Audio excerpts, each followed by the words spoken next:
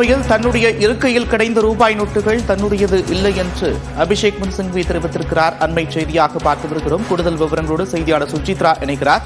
சுசித்ரா, விவரங்கள். அந்த மாநிலங்களவையில் நேற்று அவை முடிந்த பிறகு நடைபெற்ற சோதனையின் பொழுது காங்கிரசினுடைய மூத்த தலைவர்கள் ஒருவரும் மாநிலங்களவை உறுப்பினருமான அபிஷேக் மனு சிங்வியினுடைய இருக்கையில் இருந்து ரூபாய் கட்டுகள் என்பது கண்டுபிடிக்கப்பட்டதாக இன்று காலை அவையினுடைய அலுவலகத்தில் தொடங்கியவுடன் அவைத் தலைவர் ஜெகதீப் தன்கர் தெரிவித்தார். அது தொடர்பான விசாரணை என்பது விரிவாக நடத்தப்பட்டு வருகிறது என்ற ஒரு கருத்தையும் அவர் முன்வைத்திருந்தார். அதற்கு காங்கிரஸ் உள்ளிட்ட இந்தியா கூட்டணி கட்சிகள் கடுமையான எதிர்ப்பை முன்வைத்திருந்தனர். குறிப்பாக விசாரணை நடந்து வரும் நிலையில் ஒரு உறுப்பினர் அவருடைய ரூபாய் நோட்டுகள் தானா என்பதும் கண்டறியப்படாத நிலையில் அவருடைய பெயரை குறிப்பிட்டிருக்க கூடாது என்ற ஒரு குற்றச்சாட்டை இந்தியா கூட்டணி கட்சிகள் என்பது முன்வைத்த தற்போது அதற்கு அபிஷேக் மனு சிங்வி விளக்கத்தையும் வழங்கியிருக்கிறார். அந்த ரூபாய் நோட்டுகள் தன்னுடையது அல்ல எனவும் அது யாருடையது என்பதை ஒரு உரிய விசாரணையின் அடிப்படையில் கண்டறிய வேண்டும் என்ற ஒரு கோரிக்கையும் அவர் முன்வைத்துள்ளார். மிக முக்கியமாக இந்த விவகாரத்தை பொறுத்த அளவில் மத்திய அமைச்சர்களான குறிப்பாக கிரண் ரிஜிஜு மற்றும் ஜே.பி. நட்டா ஆகிய இரண்டு பேருமே உரிய விசாரணைக்கு அவர்கள் கோரிக்கையை முன்வைத்திருக்கிறார்கள். மிக முக்கியமாக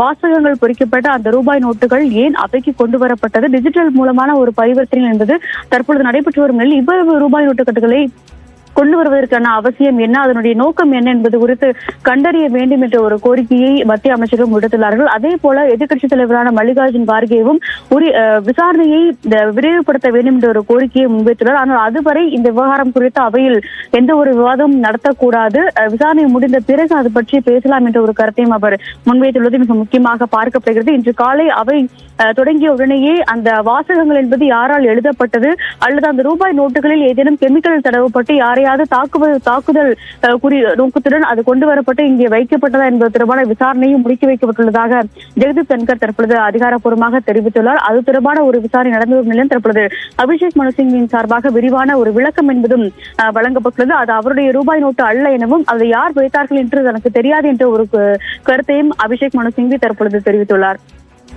நன்றி சுசித்ரா, விவரங்களுக்கு.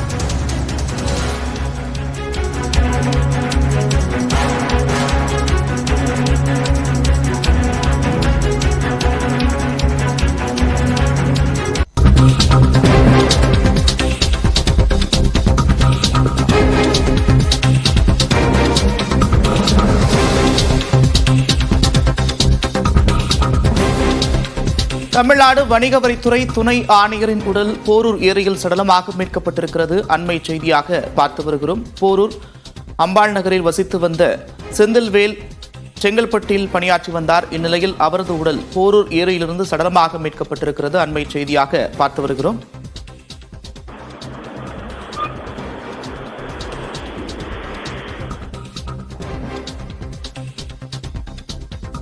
கூடுதல் விவரங்களோடு செய்தியாளர் சோமசுந்தரம் இணைகிறார். சோமசுந்தரம், விவரங்கள். வணக்கம் நந்தா. தமிழ்நாடு வணிக வரித்துறை ஆணையரின் உடல் சென்னை போரூர் ஏரியில் சடலமாக மீட்கப்பட்டது பெரும் பரபரப்பை ஏற்படுத்தியுள்ளது.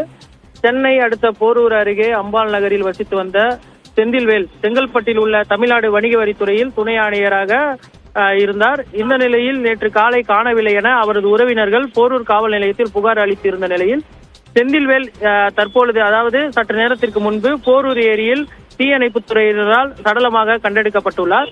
இந்த சம்பவமானது அப்பகுதியில் பெரும் பரபரப்பை ஏற்படுத்தியுள்ளது.